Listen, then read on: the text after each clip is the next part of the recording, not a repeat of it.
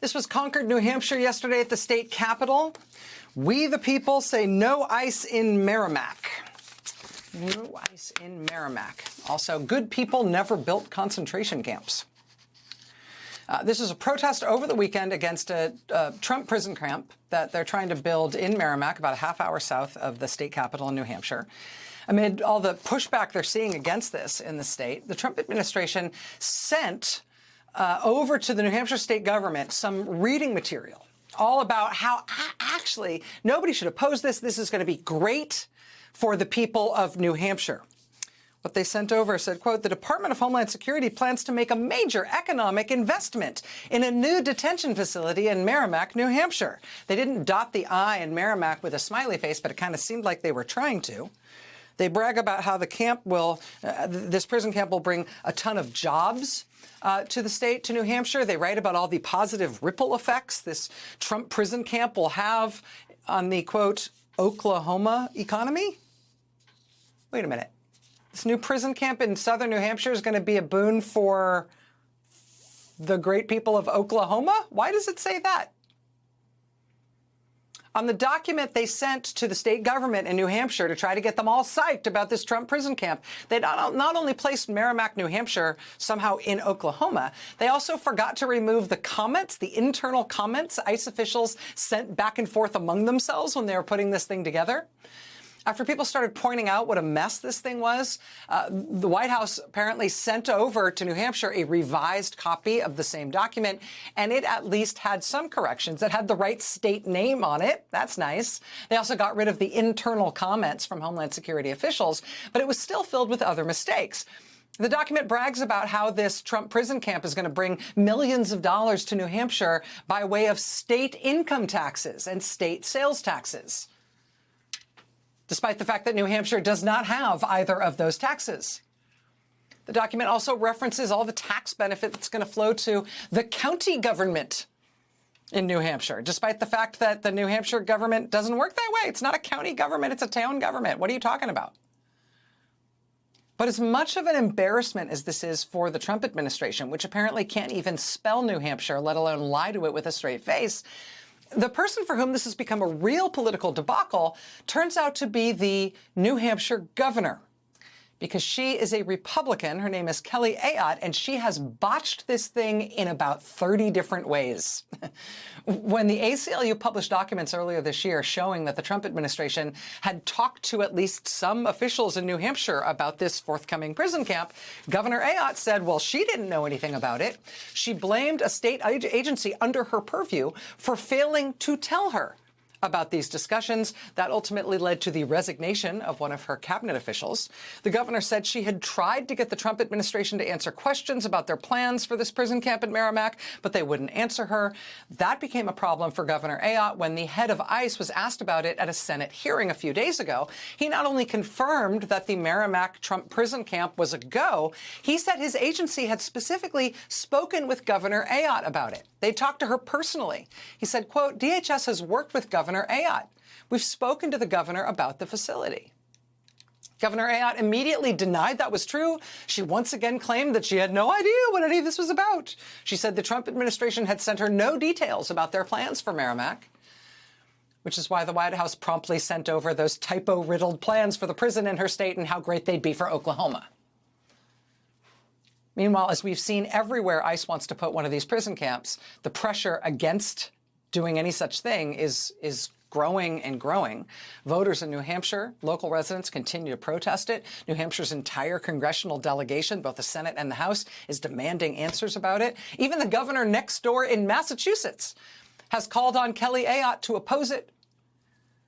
For her part, Governor Ayotte won't say whether she's for it or against it. She's just proclaiming to be profoundly confused, which is getting to be a political catastrophe for Kelly Ayotte as the people of New Hampshire stand up against this thing.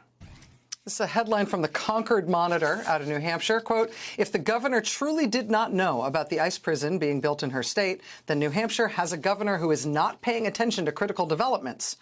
If she did know and chose not to engage publicly, that is even worse. Either way, the result is the same, a failure of leadership at a moment when clarity and accountability are essential.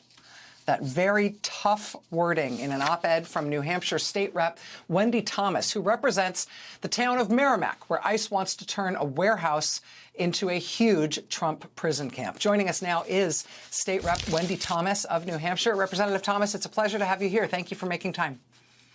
Thank you. Thank you for having me here. So I should just tell you, my office, we reached out to Governor Ayotte in New Hampshire today. We haven't yet heard back.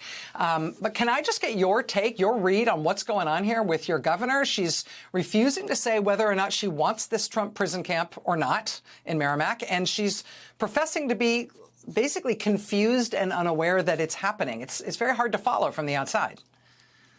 Well, to me, that smacks of either incompetence or lying, as I wrote in the op-ed. There are all sorts of things that are happening simultaneously. One is that the owner of the warehouse turns out is a large financial donor to Kelly Ayotte's campaigns. So we've got that problem. And the fact that she keeps saying that it's up to the towns. It's up to the towns. I'm going to let the towns decide. Well, our town has already decided we don't want this. We have a town council government, 7 members. They sent a letter down to Washington that said we don't want this in our town. And Ayotte is still dragging her heels on this. She's just...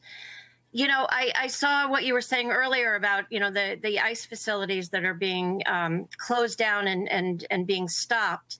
And that's not going to happen in Merrimack. The warehouse has been sold. We are going to have an ICE detention center in our town. And this is the same town that a couple weeks ago, the biggest discussion in our town was a rooster noise ordinance. You know, we are just, you know, we're not a big town. We're a little town. We're a town. We've got 30,000 people. I know that you led a community meeting over Zoom on this yesterday with a couple of your fellow Democratic lawmakers, some other local leaders, too, from Merrimack. And from what I understand, you got a really big turnout for that, and your constituents have been pretty up in arms about this. What came out of that meeting? What are you hearing from your constituents? What other options do people feel like they might have at this point? Well, about 80 people attended that Zoom, which was pretty amazing for a Sunday night Zoom in New Hampshire. People are terrified. I'm hearing from constituents that are people of color that if ICE is in our town, they don't want to leave their homes. They're not going to send their kids to school. I mean, we're seeing what's happening in Minnesota. You know, we're not blind. We can see the illegality, the violence, the disregard for human life, really. That's what it comes down to. So people are terrified. The other thing around this facility that they have purchased, now the deed has not been registered, so we don't know exactly who bought it yet. But the longer they take to file the deed, the more it looks like the government has gotten it. And trucks are going in with supplies and setting up equipment. So it's pretty clear what's happening. But there's a child care facility that's very close to this detention center. It's the Merrimack YMCA, and they just expanded their child care facility. So that's very close by.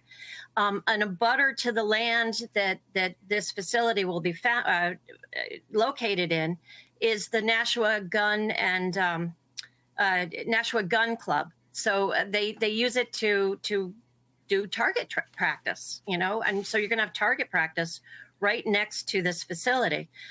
This facility is also located on contaminated PFAS land, and that's something that is an issue. Well, somewhere in America right now, there is a lawyer who has expertise in matters like these, who is wondering whether or not they should stick their hand up and try to volunteer to help the people of Merrimack. State Representative Wendy Thomas, thank you for being here tonight. I appreciate it. Stay in touch with us as this moves forward. All right.